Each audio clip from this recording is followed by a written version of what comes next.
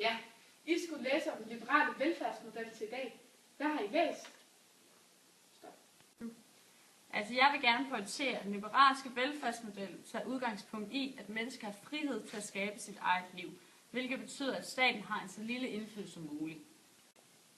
Ja, det er rigtigt. Hvad vil du gerne sige, Maja? Så det vil sige, at det er markedet, der styrer samfundet ved at bestemme priserne på varer og arbejdskraft. Ja, lige præcis. Hvad har du med at læse, Cecilie?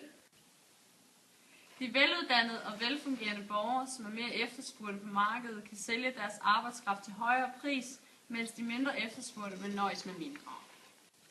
Lige præcis. Og det gør, at der er stor ulighed blandt borgere, og der er stor forskel på rige og fattige, og det ser liberalister som en nødvendig drivkraft.